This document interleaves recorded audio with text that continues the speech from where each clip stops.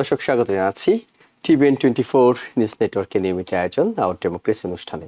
আপনাদের সাথে আছি আমি ইহসান জুয়েল। একটা অদ্ভুত পরিস্থিতিতে আটকে আছেন প্রেসিডেন্ট ডোনাল্ড ট্রাম্প।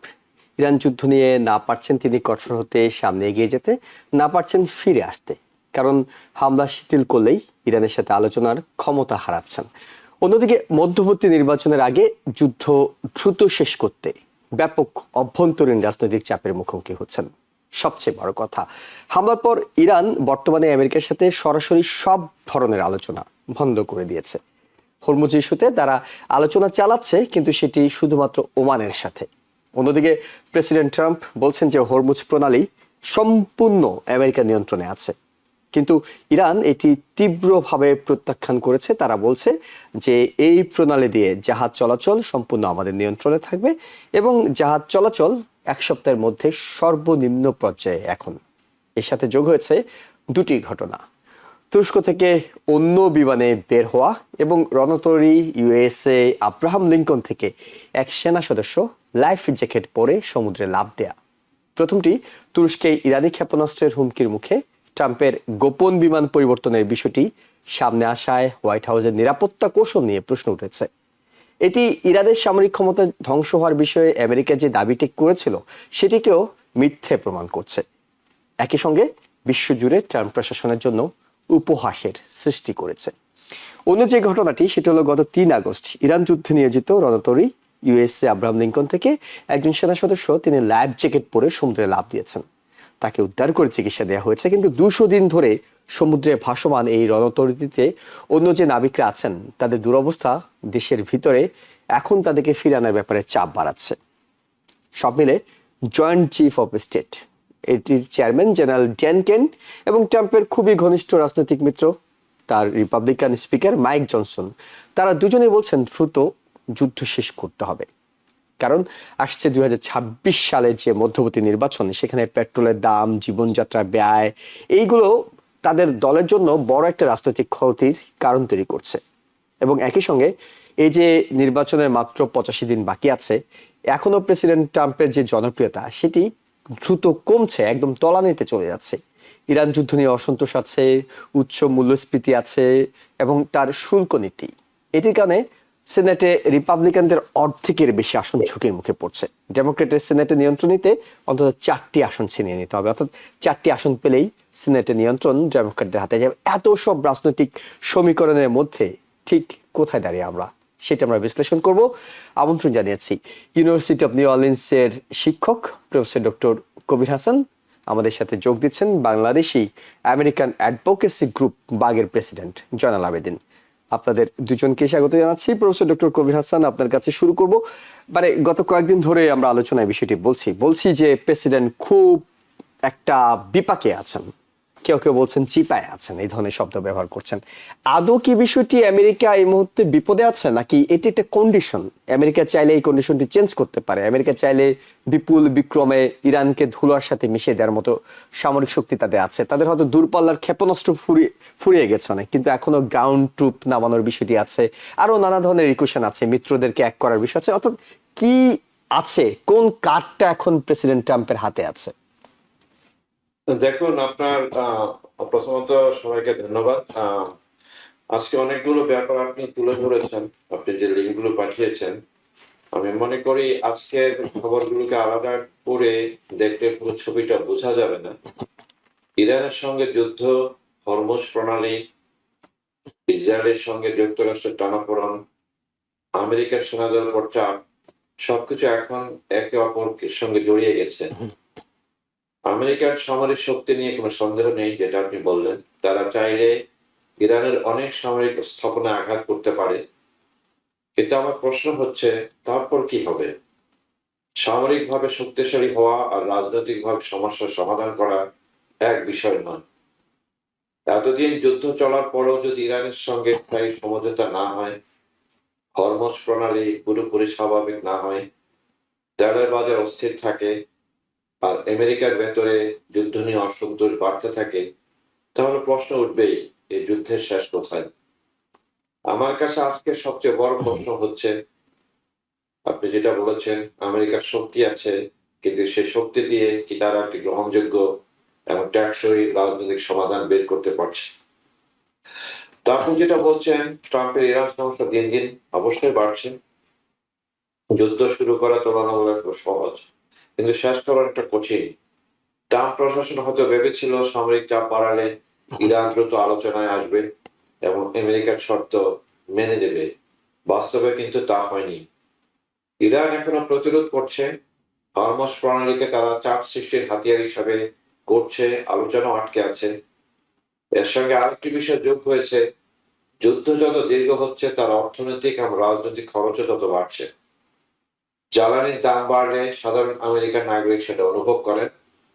আবার দীর্ঘদিন ধরে নৌবাহিনী ও সেনাদের মোতায়েন রাখতে হলে তারও একটা মানবিক ও আর্থিক মূল্য আছে।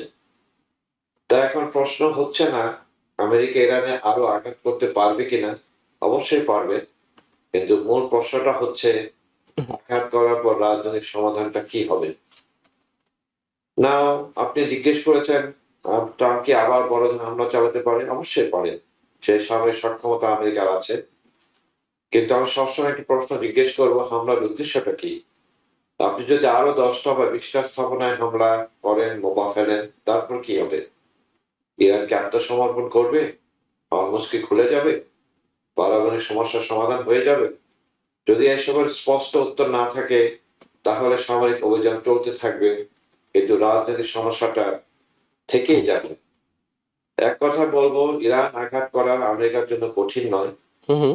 কঠিন হচ্ছে এমন একটি সমাধান বের করা যার মাধ্যমে যুদ্ধ শেষ করা যায়।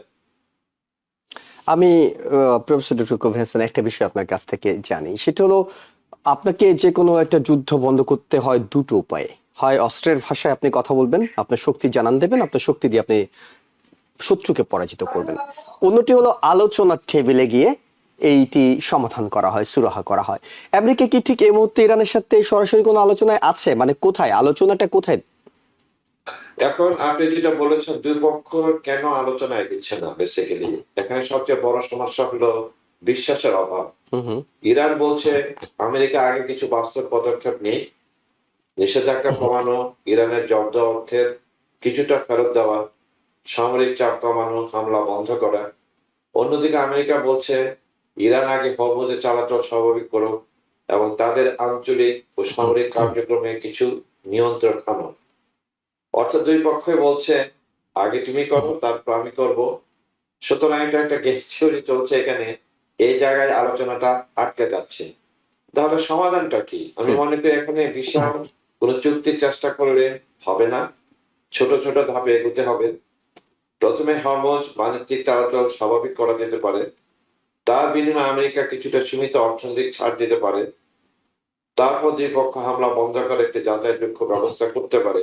হুম হুম। এরপর পারমাণবিক কর্মসূচি, মধ্যপ্রাচ্যের নিরাপত্তা নিয়ে আলাপ আলোচনা হতে পারে। আমি মনে করি এখানে ওমান, কাতার এবং পাকিস্তানের মতো দেশ কিছুটা গুরুত্বপূর্ণ মধ্যস্থতাকার মিডলম্যান হিসেবে কাজ করতে পারে এবং আপনি জানেন তারা করেও যাচ্ছে, আলোচনাও চলছে।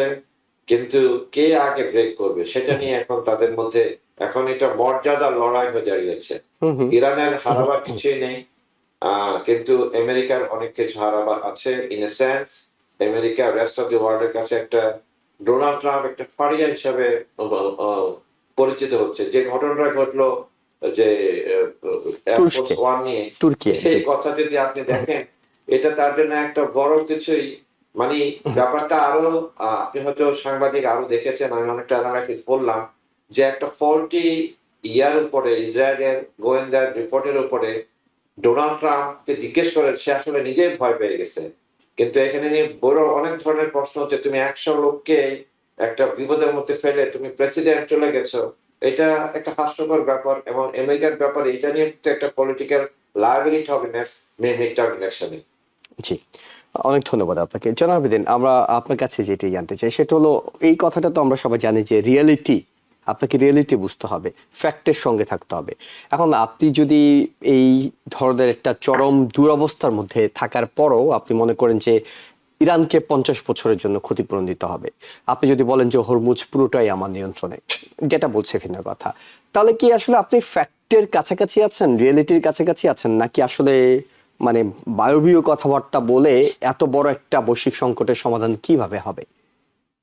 ধন্যবাদ প্রফেসর সাহেব, অত্যন্ত সুন্দরভাবে অনেকগুলো কারণ এবং এর সমাধানের দিকেও উনি কিছুটা দৃষ্টিপাত করেছেন। আপনার যেটা জিজ্ঞাস্য বিষয় সেটি হচ্ছে যে আসলে বর্তমানে আলোচনাটা কোন পর্যায়ে আছে এবং এই পর্যায়টা থেকে কিভাবে উত্তরণ ঘটানো যায়। প্রথম কথা হচ্ছে আমরা গত 6 মাসের যুদ্ধের যেই অবস্থা দেখে আসছি, দিন দিন অবস্থা খারাপ হচ্ছে, ভালো হচ্ছে না। এবং এটি শুধু দুই দেশের আমেরিকা এবং ইরান নয়, ইসরায়েল নয়, সারা বিশ্বের অর্থনীতির জন্য অত্যন্ত একটা নেতিবাচক প্রভাব পড়ছে। সর্বদিক থেকে যেটি এখন প্রফেসর সাহেব বলেছেন যে এখানে মর্যাদার বিষয় এবং অবিশ্বাসের বিষয়। প্রথম কথা হচ্ছে যে আমেরিকা এবং ইরান কেউ কাউকে বিশ্বাস করতে পারছে না। কারণ হচ্ছে অতীতে আমরা যেটা দেখেছি,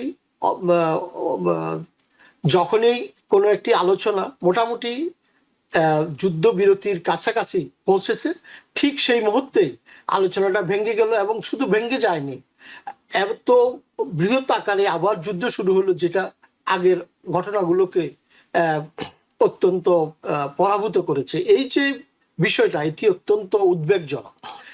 এখন যেই বিষয়টি প্রেসিডেন্ট ডোনাল্ড ট্রাম্প চেষ্টা করছে যে একটা ছোট্টখাট্ট বিজয় নিয়ে হয়তো এখানে যুদ্ধটা শেষ করবে, এখানে মাইকেল স্টিফেন রয়্যাল ইনস্টিটিউটের একজন প্রখ্যাত গবেষক, উনি এই কথাটা বলছেন যে ডোনাল্ড ট্রাম্প আসলে একটা বিজয় নিয়ে ঘরে ফিরতে চাচ্ছেন।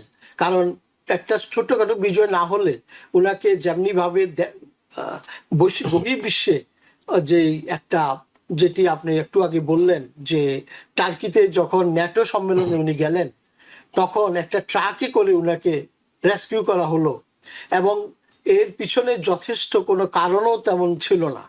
অবস্থা দৃষ্টি বোঝা যাচ্ছে যে ইসরায়েল চায়নি যে ডোনাল্ড ট্রাম্প সেখানে ন্যাটোতে কোনো ভূমিকা স্বরূপ কোনো বক্তব্য রাখুক, যেগুলোর মাধ্যমে যে কোনো একটা সমাধান আসতে পারে। যেহেতু ইসরায়েল চায়নি, সেখান থেকে না, মানে ইসরায়েল তো চেয়েছে, ইসরায়েল তো তিনি তো ফেরার সময় এই ঘটনাটি ঘটেছে, নেটোতে বক্তব্য রেখেছেন, সবই করেছেন, কিন্তু মূল জিনিসটাকে উলটপালট করে দিয়েছে। অর্থাৎ আমেরিকার যেই সেন্ট্রাল কমান্ডের, আমেরিকান সামরিক বাহিনীর এবং আমেরিকার গোয়েন্দা সংস্থার যে একটা শক্তি, সে শক্তিমত্তা এবং রিয়েলি একটা গোপনত্ব তারা রক্ষা করতে পারে, সেইটি কিন্তু প্রমাণ হয়নি। সেটি অত্যন্ত ফ্যাকাশে হয়ে গেছে। এবং এই বিষয়টি শুধু দুটি দেশের মধ্যে নয়, এটা সারা পৃথিবীতে অত্যন্ত নেগেটিভ প্রভাব পড়ছে, মানে আমাদের ইউএস ইকোনমির উপরে এবং ওভারঅল যে যুদ্ধ পরিস্থিতির উপরে এবং ওভারঅল একটা নেতৃত্বের উপরে, যেটি অত্যন্ত উদ্বেগজনক এবং অত্যন্ত হতাশাব্যঞ্জক। তো সেই কথাটাই বলছিলাম যে এর পিছনে যে অনুমান করা হচ্ছে, শুধু অনুমান নয়, এখন কিছুটা প্রমাণও আসছে যে ইসরায়েল চায়নি যে এই ন্যাটো সম্মেলনটা সফল হোক। হ্যাঁ, ন্যাটো সম্মেলনে ডোনাল্ড ট্রাম্প উপস্থিত হয়েছেন, সেখানে অনেক ডিগনিটারি ছিল, কিন্তু উনাকে এই অবস্থায় আসতে হলো কেন? এই যে একটা অবস্থা ক্রিয়েট করা হয়েছে, এই অবস্থা তো ক্রিয়েট হওয়ার দরকার ছিল না, বা এই ধরনের ন্যাক্কারজনক ভাবে সেখান থেকে আসার প্রয়োজন ছিল না। এটা হলো কেন? এটা একটা নেতৃত্বের যে একটা দূরদর্শিতা নাই, নেতৃত্বের যে একটা গতিশীলতা নাই, সেই জিনিসগুলো কিন্তু প্রমাণপদ হচ্ছে। দ্বিতীয় যে বিষয়টি আমরা খুব ইতিমধ্যে লক্ষ্য করছি, সেটা হলো যে যুদ্ধ বন্ধের যে বিষয়টা, আসলে বিভিন্ন রিপোর্ট বলতেছে, বিভিন্ন রিপোর্ট সিএনএন থেকে শুরু করে বিভিন্ন রিপোর্ট বলছে যে আমেরিকার যে শক্তি, ড্রোন বলেন আর মিসাইল বলেন, যেটা ইরানের এখনো 70 থেকে 75% শক্তি অক্ষত রয়েছে বলে সেনকম পর্যন্ত বলছে, স্বীকার করছে। সেই ক্ষেত্রে আমেরিকার হয়তো মাসখানেক চলার মতো সেখানে অবস্থা আছে। এইটাও আরেকটা খুবই উদ্বেগজনক ঘটনা। আজকে যদি চীন, রাশিয়া, আমেরিকার শত্রু তো ইরান নয় আসলে, ইরান একটা ছোট শত্রু, চীন, রাশিয়া হচ্ছে বড় শত্রু। এই বড় শত্রুগুলো যদি কোনো কারণে আমেরিকার উপরে কোনো ধরনের সামরিক অভিযান চালায় বা চেষ্টা করে, সেখানে প্রতিহত করার কি ব্যবস্থা আছে? সুতরাং এই যে ইরানের সাথে টিকাটা কত কষ্টকর হয়ে যাচ্ছে। হ্যাঁ, আমেরিকার যে শক্তি, আমি ইরানকে কয়েকবার হয়তো ধূলিসাৎ করে দিতে পারবে, কিন্তু সমাধানটা কোথায়? কারণ এই যুদ্ধের পিছনে 69% আমেরিকান, যারা দেশটি নিয়ে ভাবে, যারা দেশের ট্যাক্স দিচ্ছে, বেঁচে থাকছে, ব্যবসা বাণিজ্য করছে, উদ্বেগ প্রকাশ করছে এবং বলছে যে ইট ওয়াজ এ রং ডিসিশন। এবং এই যে রং একটা ডিসিশন, এবং আমেরিকা যে ইরানকে সেভাবে স্টাডি করেনি, যে ইরান দীর্ঘদিন ধরে জানে যে আমি একদিন হয়তো আমেরিকার সাথে যুদ্ধ করতে হবে, এবং তারা সেভাবে কিন্তু প্রিপেয়ার্ড হচ্ছিল, সেই ইরানকে সেভাবে স্টাডি না করে এই যুদ্ধে কিন্তু বিবি নেতানিয়াহুর প্ররোচনায় এই যুদ্ধ শুরু করে। আর আজকে কি অবস্থা হলো? আজকে আমরা যেদিকে তাকাই শুধু হতাশা এবং নেতৃত্বের যে বিঘ্নতা, এই ধরনের জিনিসগুলো ফুটে উঠতেছে। কিন্তু আমেরিকান বিভিন্ন জেনারেল, ইভেন জয়েন্ট চিফ থেকে শুরু করে ভাইস প্রেসিডেন্ট পর্যন্ত এই যুদ্ধকে বিভিন্নভাবে স্টপ করার জন্য এখন চেষ্টা করছে। এবং মাইক জনসন, যিনি ডোনাল্ড ট্রাম্পের ঘনিষ্ঠ, মাইক জি স্পিকার মাইক জনসন, জি জি ঠিক মাইক আছে, জনসন হ্যাঁ স্পিকার, তিনিও বলছেন যে we have to get out from this situation. কারণ তারা বুঝতে পারছে আগামী 85 দিন পরে মধ্যবর্তী নির্বাচন, সেই নির্বাচনে আমরা ইতিমধ্যে যে বিভিন্ন স্টেটের যে প্রাইমারি গুলো হচ্ছে, যে একদিকে সোশ্যাল ডেমোক্রেটরা এগিয়ে আসছে, অন্যদিকে রিপাবলিকানদের মধ্যে যারা, যেখানে 4টি সিট মাত্র যদি ডেমোক্রেটরা পায়, হাউসটা ডেমোক্রেটদের হাতে চলে যাবে, এবং ডোনাল্ড ট্রাম্পের সারা জীবনের যে ক্যারিয়ার, সেটি অত্যন্ত ঝুঁকির মধ্যে পড়বে, এতে কোনো সন্দেহ নাই। তো ফলে এই যে বিষয়গুলো, যে আগামী 85 দিন পরে যে ভোট যুদ্ধ হবে, এই যুদ্ধের শেষ কিন্তু এখানে শেষ নয়। এই যুদ্ধটা যদি একটু আর একটু টেনে নেওয়া যায়, যেটা ইরান চেষ্টা করতেছে যুদ্ধটাকে দীর্ঘস্থায়ী করতে এবং কোনোভাবে মধ্যবর্তী নির্বাচন পর্যন্ত পৌঁছানোর জন্য, তাহলে কিন্তু ডোনাল্ড ট্রাম্পের ভরাডুবি হবে, রিপাবলিকানদের ভরাডুবি হবে, কোনো সন্দেহ নেই। জি, আপনাকে ধন্যবাদ প্রফেসর ডক্টর কবির হাসান। ঘুরে ফিরে দুটো ঘটনা আলোচনায় আছে, একটি জাহাজ কেন্দ্রিক, একটি বিমান কেন্দ্রিক। সেটা হলো, আপনি শুরুতেই বলছিলেন, কিছুটা বলেছেনও, যে তুর্কি থেকে ঠিক যেভাবে আসতে হলো, এটি খুব স্বাভাবিক, আপনাকে কৌশলগতভাবে এইভাবে আসতে হবে, কারণ আপনি তো একমাত্র বোকারাই জেনে শুনে নিশ্চিত হামলা হবে এটি জানার পরেও সেখানে সেটি ফেস করবে, কৌশলের মাধ্যমে আপনাকে আসতে হবে। কিন্তু যেভাবে আসতে হলো, এবং ইউএস রণতরী যেটা আব্রাহাম লিঙ্কন, সেখান থেকে 1-0 ঝাঁপিয়ে পড়লেন নদীতে, সমুদ্রে, কারণ তারা 200 দিন ধরে সেখানে আছেন, 5000 নাবিক, 5000 সৈন্য সেখানে পড়ে আছেন, তাদের খাবারের কষ্ট হচ্ছে, নানা ধরনের সমস্যার মধ্যে পড়ছে। এই দুটি ঘটনা ইরান যুদ্ধ বন্ধের জন্য আভ্যন্তরীণ যে একটা প্রেসার গ্রুপ কিংবা চাপ তৈরি হয়, সেটিকে শক্তিশালী করবে কিনা? হ্যাঁ, দেখুন, ডেফিনেটলি এটা করবে। আপনি যে কথাটা বললেন রয়টার্স এর রিপোর্টে, যে ইসরায়েলি তথ্য আমেরিকা যাচাই করতে পারেনি অ্যাবাউট ডোনাল্ড ট্রাম্পের এই যে ট্রাঙ্কে ঘুরে অন্য বিমান দিয়ে আসা। মিত্র দেশগুলো সাধারণত একে অপরের সঙ্গে গোয়েন্দা তথ্য বিনিময় করে। রাইট। ইরান সম্পর্কে ইসরায়েলের অনেক গভীর তথ্য সংগ্রহ সক্ষমতা আছে এবং আমেরিকার জন্য অনেকটা ডিপেন্ডেন্ট। কিন্তু আবার আমেরিকার নিজস্ব ক্ষমতা থাকতে হবে সমস্ত ইন্টেলিজেন্সকে যাচাই করার, এবং যেটা আসে যে আমেরিকার প্রেসিডেন্টের নিরাপত্তা নিয়ে। কিন্তু এখানে অনেক ধরনের কনফ্লিক্টিং নিউজ আছে। আসলে ওরা 100% শিওর না, তারপর একটা প্রটোকল ফলো করতে হয়। প্রটোকলটা ফলো করেছে কারণ ডোনাল্ড ট্রাম্প ভয় পেয়ে গেছে। কারণ ডোনাল্ড ট্রাম্প সোলাইমানিকে হত্যা করার পর থেকেই আমেরিকার ইরানিদের টার্গেট জোনে আছেন।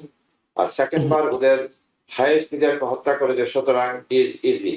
এবং ডোনাল্ড ট্রাম্পের মধ্যে যে ভয়টা ঢুকে গেছে, যেটা জনগণ বললেন, এই যে একটা কমান্ডার চিফের মধ্যে, এটা কিন্তু একটা বিরাট নেগেটিভ বার্তা দিচ্ছে। আরেকটা জিনিস যেটা বললেন, এই যে আব্রাহাম লিঙ্কন এত বছর, আমি শুনলাম যে সাধারণত এতটা লম্বা সময় সমুদ্রে কেউ থাকে না, কিন্তু মাসের পর মাস ওরা থাকছে। কারণ অরিজিনাল আইডিয়াটা ছিল যুদ্ধ বড় জোর 4 সপ্তাহের মধ্যে শেষ হয়ে যাবে। এখন তাদের মধ্যে মেন্টাল প্রবলেম শুরু হয়েছে। দুই দলের মধ্যে হাতাহাতির মধ্যে কয়েকজন সেনাও মারা গেছে এখানে, অ্যাকর্ডিং টু দ্য নিউজ। সুতরাং এই দুইটাই যুদ্ধের বিরুদ্ধে যে ডোমেস্টিক ভাবে একটা প্রবল একটা মানে এগেইনস্ট একটা মুভমেন্ট শুরু হয়েছে, এবং সেটা আলটিমেটলি ইলেকশন পর্যন্ত গড়াবে। আমি জাস্ট একটা রিপোর্ট আমি পেয়েছি যে কি হতে পারে, যে নভেম্বরে এটা কেন যাবে আর কি। হিল বলে একটা ইয়ে আছে রিপোর্টিং এজেন্সি, হ্যাঁ, হিল। ওরা বলতেছে যে রিপাবলিকানদের 8টি আসন ঝুঁকিতে আছে, ডেমোক্রেটরা কি সিনেট দখল করতে পারবে। সে 8টি আসনগুলো কি, সেটা হলো কয়েকটা জায়গায় অফকোর্স কয়েকটা জায়গায় ডেমোক্রেটরা ঝুঁকিতে আছে, কিন্তু রিপাবলিকান 8টা জায়গায় এটা ফ্লিপ হতে পারে, এবং ফ্লিপ হওয়ার পিছনে একটা বড় কারণ হয়ে দাঁড়াচ্ছে এই যুদ্ধ। আবার যে কথাটা আসলে আমি এগ্রি করি জয়নাল আবেদিন ভাইয়ের সাথে, যে স্ট্র্যাটেজিক্যালি ইরান জানে যে আমেরিকা তাদেরকে ধ্বংস করে দিতে পারবে না।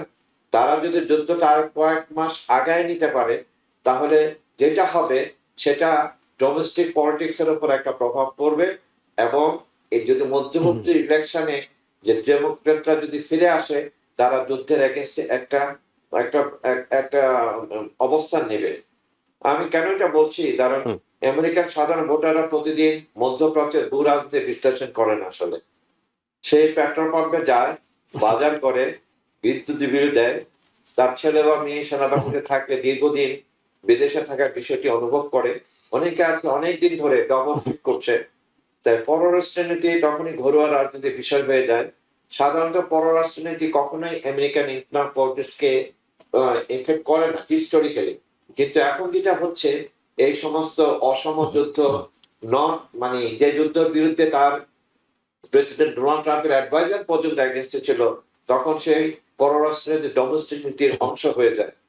কারণ তখন মানুষ বুঝতে পারে তার যখন পেটে মানুষের পকেটে যখন হাত পড়ে, যুদ্ধের কারণে তেলের দাম বাড়ে, খাদ্যের দাম বাড়ে, সরকারি ব্যয় বাড়ে, তাহলে ভোটার তো প্রশ্ন করবেই।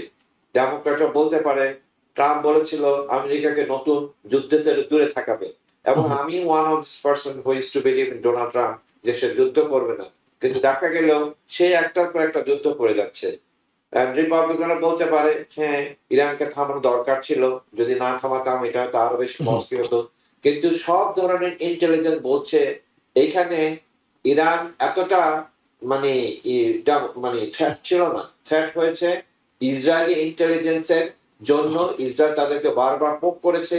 এই কারণে এই কথাটা বললাম যে অফকোর্স আপনি মিত্রদের সাথে গোয়েন্দা তথ্য বিনিময় কমিউনিকেশন করবেন, কিন্তু আপনার নিজস্ব সক্ষমতা থাকা দরকার যে আসলে সেই ইন্টেলিজেন্স কতটা সত্যি, এবং পুরোপুরি 100% ওর উপর নির্ভর করা ঠিক হবে না।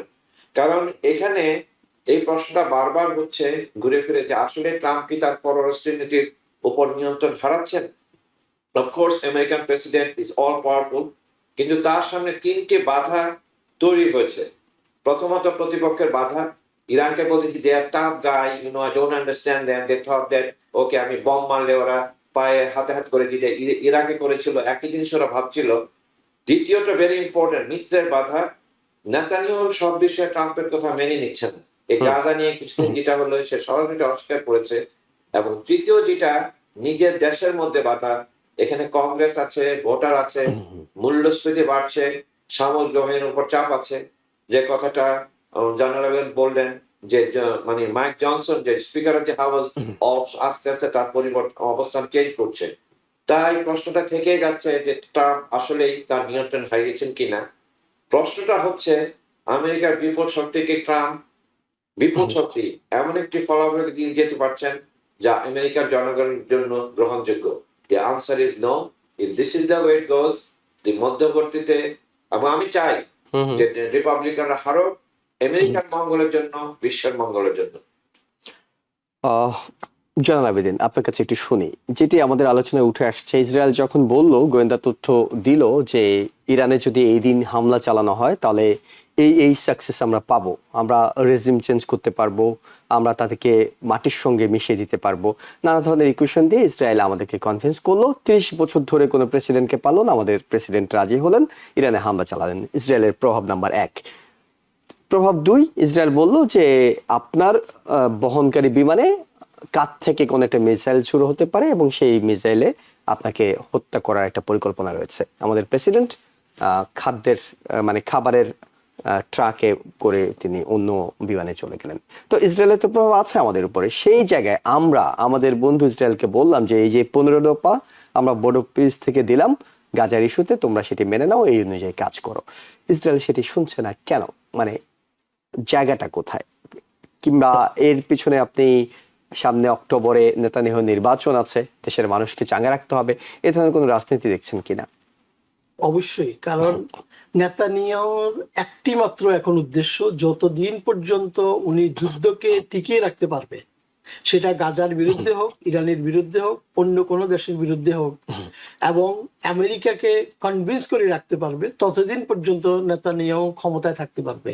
কারণ সেপ্টেম্বর বা অক্টোবরে মনে হয় যে নির্বাচন আহ, আহ, ইসরায়েলে অক্টোবর, হবে, জি, জি। স্পষ্ট ইঙ্গিত আসছে যে সেখানে নেতানিয়াহুকে সবাই বর্জন করতে চাচ্ছে, এবং তার দলের অনেকেও। ফলে এটি হচ্ছে তার এক নম্বর বেনিফিট, পার্সোনাল বেনিফিট, নিজের অস্তিত্বকে টিকিয়ে রাখার বেনিফিট। দ্বিতীয় যে বিষয়টি হচ্ছে যে ইসরায়েলের প্রভাব আমেরিকান রাজনীতিতে অত্যন্ত প্রকট, যেটা আমরা স্বাভাবিকভাবে অনুমানও করতে পারি না। তারা মিলিয়নস অফ ডলার আইপেকের মাধ্যমে এখন ডেমোক্রেসির নামে আরেকটি ফ্যাক্ট তারা ওপেন করেছে। তার মাধ্যমে তারা আপনারা কয়েকদিন আগে দেখেছেন যে আমাদের ইয়েতে মিশিগানে যে নির্বাচন হলো, আব্দুল আল সাইদ ডেমোক্রেটকে টিকিয়ে রাখার জন্য, ডেমোক্রেটদের আল সাইদকে পরাজিত করার জন্য মোর দেন $70 মিলিয়ন এই প্যাক তারা ব্যয় করেছে। কেন? কারণ তারা চায় আজকে রিপাবলিকানরা আছে, ডোনাল্ড ট্রাম্প ক্ষমতা আছে, ওনাকে যেভাবে ইনফ্লুয়েন্স করতে পারছে, এবং অন্য আরেকদিন যখন ডেমোক্রেটরা ক্ষমতা আসবে তখন ঠিক সেইভাবে ইনফ্লুয়েন্স করার তারা সেই রাস্তাগুলো খোলা রাখতেছে। আরেকটি যে জিনিস যে ইতিমধ্যে আমরা দেখতে পাচ্ছি যে আইপেক যত পয়সাই দেখ না কেন, যে আমেরিকার রাজনীতিতে বিশেষ করে ইয়ুথদের মধ্যে, যাদের বয়স 18 থেকে 35, তাদের মধ্যে যে একটি রাজনৈতিক পরিবর্তনের যে সূচনা, এটা আমরা ইতিমধ্যেই কিন্তু বিভিন্ন জায়গায় দেখতে পাচ্ছি। শুধু নিউ ইয়র্কে নাই, শুধু নিউ ইয়র্কে না, আমরা দেখতেছি মিশিগানে, আমরা দেখছিলাম নিউ জার্সিতে, আমরা ইভেন কানেকটিকাতে দেখতেছি, আমরা আলাবামাতে পর্যন্ত দেখতেছি, আলাবামার সেখানেও দেখা যাচ্ছে। অর্থাৎ এবং উইসকনসিনে যেখানে ডেমোক্রেটিক দুজন গভর্নর প্রার্থী, যিনি হেরেছেন হং মাত্র 3,200 ভোটের ব্যবধানে, অর্থাৎ 787,000 ভোটের মধ্যে 3,200 ভোট, চিন্তা করেন। কিন্তু মানে হং এর সাথে তো ইসরায়েলের বিষয়ে কোনো সম্পর্ক ছিল না, আব্দুল আল সাইদের সাথে ছিল। মানে সোশ্যালিস্ট হিসেবে হং হেরেছে, সোশ্যালিস্ট হিসাবে। অর্থাৎ এই যে রাজনৈতিক যে পরিবর্তনের আভাস আমরা পাচ্ছি, এটা কিন্তু একটা বিষয়, এটা রাজনীতি একটা জায়গায় পৌঁছাবে, এটা কিন্তু একটা বিষয়। এবং হ্যাঁ, ইসরায়েলের প্রভাব অবশ্যই থাকবে, তারা থাকার জন্যই তো কোটি কোটি ডলার ব্যয় করছে। কিন্তু অবস্থাটা কি হচ্ছে? অবস্থাটা হচ্ছে যে এটা এত শক্ত যে আপনি রাতারাতি একদিন, 2 দিন, 1 বছর, 2 বছর তো বিষয়টা হবে না, ডিসমেন্টাল করতে পারবেন না। কিন্তু একটা ভিত যেটা ছিল সেটা যে একটু নড়ে চড়ে উঠতেছে। মানে তরকারিটা যখন খারাপ হয়, একদিনে 1 ঘন্টায় খারাপ হয় না, এটা আগে একটু মানে সাওয়ার হবে, তারপরে একটা টেস্ট থাকবে না, পরবর্তীতে আপনি আর খেতে পারবেন না, গন্ধ বের হবে। অর্থাৎ ইসরায়েলের পলিটিক্সের যে অবস্থাটা আমেরিকাতে, ঠিক সেই অবস্থাটা শুরু হচ্ছে। অর্থাৎ একটু নড়ে চড়ে উঠছে, সেই প্রভাবটা কিন্তু দিন দিন বৃদ্ধি পাবে, এটা কমবে না। আমি এটা একটু প্রফেসর ডক্টর কবির হাসান আপনার কাছে শুনতে চাই। মানে গাজা ইস্যুতে যে 15 দফা দেয়া হলো, নেতানিয়াহু সেটি মানছেন না, এটি তো মানে এটা কি কৌশল? মানে নির্বাচন হোক, তারপরে দেখা যাবে। মূলত বিষয়টা তো সামরিক বাহিনী কি করে ইসরায়েলের, তার উপর নির্ভর করছে। মানে এটা কি লোক দেখানো, নাকি আসলেই ইসরায়েল মনে করছে আমরা কারো কথাই শুনবো না, আমরা যেটা ভাবছি করবই? এই যে দেখুন, আমি একটু জনার্দন ভাইয়ের একটু বলছি যে ইন্টেলিজেন্সের ব্যাপারে যেটা বলা হচ্ছে, আমার কাছে এই প্রশ্নটাই যে আমেরিকার নিজস্ব ইন্টেলিজেন্স কি বলে কিছু আছে কিনা। অ্যাপারেন্টলি এটা মনে হচ্ছে যে ইসরায়েলিরা আমেরিকান ইন্টেলিজেন্স অ্যাপারেটাসের ভিতরে ঢুকে গেছে, ওরা ইনফ্লুয়েন্স করছে যে ইন্টেলিজেন্স কিভাবে তৈরি করা, কিভাবে গুম করা, কিভাবে হাইলাইট করা, কিভাবে কমানো। আর গাজার ব্যাপারটা যেটা বলেছেন, এইটা নিয়ে পশ্চারিং হচ্ছে। একদিকে মানে ইসরায়েল চাচ্ছে যুদ্ধটা চলো, কারণ অক্টোবরে ওদের ইলেকশন আছে, আর আমেরিকা চাচ্ছে যে যুদ্ধটা বন্ধ হোক, তা না হলে রিপাবলিকরা হেরে যাবে। এখন দুই দিকে টানাপোড়েনের মধ্যে দেখেন যে আপনার অফকোর্স আমেরিকান মানে ইসরায়েলি লবি এখানে শক্তিশালী, কিন্তু স্টিল আমেরিকা কন্ট্রোলস, তাই না? এখন আপনার মিত্রকে কন্ট্রোল করার মতো সেই আপনার মানসিক শক্তি আপনার আছে কিনা বা রাজনৈতিক উইল আছে কিনা সেটা বড় কথা। অ্যাপারেন্টলি ডোনাল্ড ট্রাম্প যেভাবে কথা বলছে, এটা বলছে সে ইসরায়েলের ল্যাকি হিসাবে কাজ করছে, যেখানে তার আমেরিকার স্বার্থের দিকে তাকিয়ে কাজ করা উচিত ছিল সেটা সে করছে না। নাও এখানে যে ইসরায়েলের গাজার সাথে যে প্ল্যানটা ছিল 15 দফা, আমি জাস্ট একটু হাইলাইট করতে যাচ্ছি।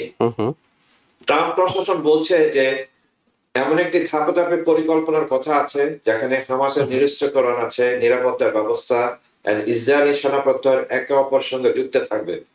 কিন্তু নেতানিয়াহু বলছে আগে হামাসকে পুরোপুরি নিরস্ত্র করতে হবে, তারপর ইসরায়েলি সেনা প্রত্যাহারের কথা আসবে। কেন তারা সেটা করবে? তাই না? তারা তো নিরস্ত্রই ছিল, যেভাবে ওদেরকে আঘাত করা হয়েছে দুনিয়ার দুইটি পরাশক্তি, মানে মাসের পর মাস 70% গাজা এখন ইসরায়েলের অধীনে। তাহলে হামাসের তো সেই মানে যুক্তিটা বড়ই যৌক্তিক যে তোমরা আগে তোমাদের সেনাবাহিনী সরাও, আমরা কথা দিলাম আমরা নিরস্ত্র হব।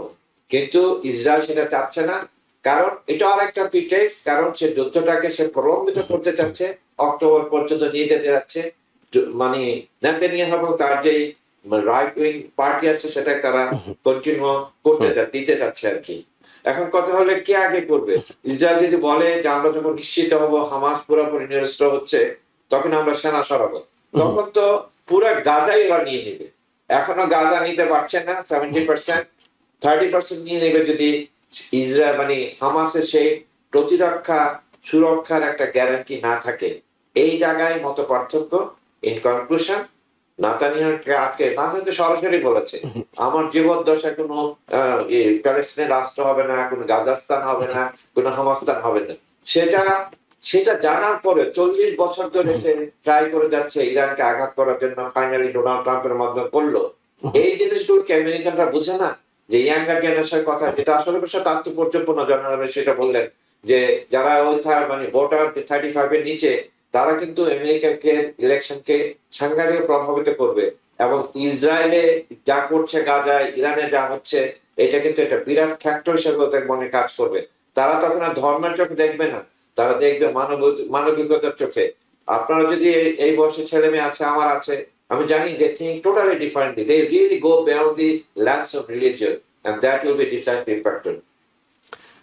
জনাল আবেদিন, আপনার কাছে এটা শুনি, সেটি হলো যে হিসাবগুলো আমরা এতদিন ধরে করছিলাম, ডেমোক্রেটিক প্রাইমারি চলছে, সেই জায়গায় ডেমোক্রেটদের নিজেদের মধ্যে লড়াই, কিন্তু আলটিমেটলি চূড়ান্ত বিজয় তো হবে রিপাবলিকানদের সঙ্গে যখন আপনি লড়াইয়ে জিতে আসবেন। সেই জায়গায় যেটি প্রফেসর ডক্টর কবির হাসান বলছিলেন যে 8টি সেনেটের সিট নিয়ে ব্যাপক আগ্রহ আছে এবং সেগুলো ফ্লিপ করতে পারে বলে ধারণা করা হচ্ছে। নর্থ ক্যারোলাইনা, আইওয়া, মেইন, তারপরে আপনার টেক্সাস, এরকম 8টা জায়গায় আছে।